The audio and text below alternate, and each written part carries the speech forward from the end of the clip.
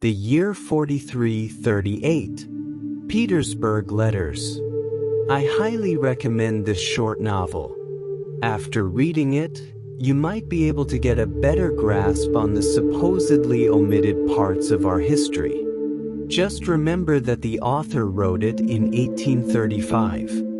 There was no possible way he could have known all the details of the lifestyle, which appeared to be very similar to ours in 2026.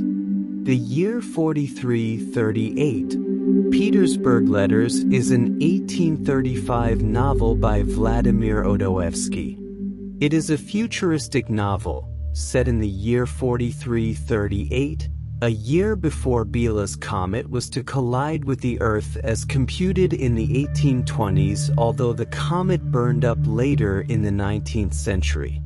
This work was originally conceived as the third part of a trilogy, which was also to have featured depictions of Russia in the time of Peter the Great and in the author's contemporary period, the 1830s.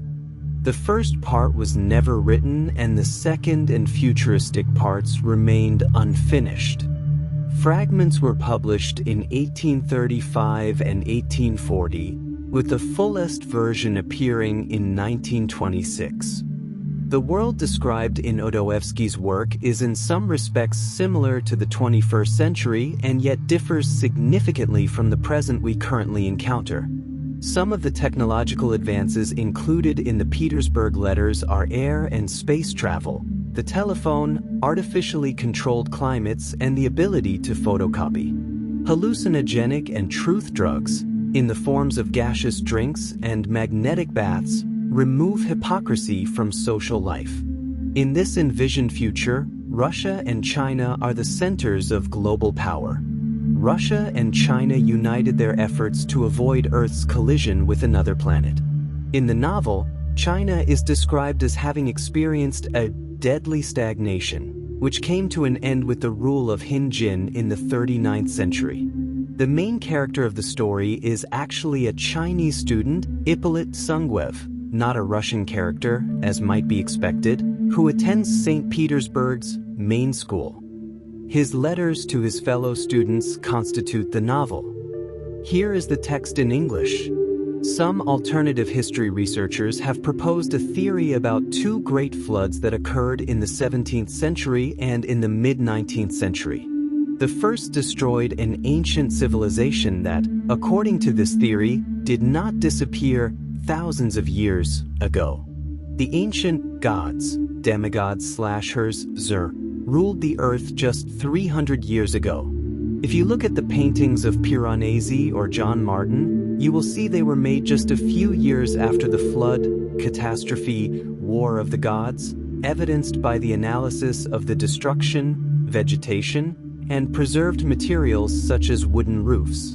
The second flood, in the mid-19th century, destroyed a civilization known as the Flood-era civilization, whose evidence was censored and erased from history as it possessed advanced technology such as free, ether, electricity, weapons of mass destruction, and vessels like the Leviathan, restored by the British using outdated paddle wheel technology.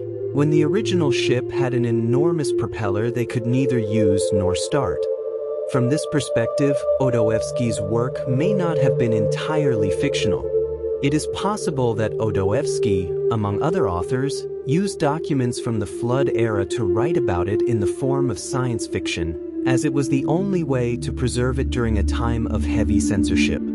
His text narrates a Flood-era civilization that possessed a kind of social network and awaited the impact of Biela's comet on Earth.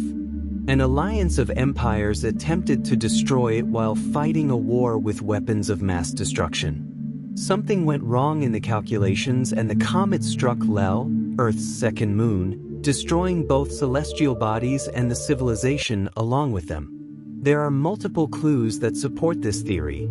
Few trees older than 200 years, comet fragments that allegedly created deserts such as the Taklamakan and the Sahara, buried building floors found all over the world, the mysterious Japanese fleet from World War I with enormous steel plates welded before welding was used in ships, excavated subway systems, and railways appearing on maps prior to their supposed official invention.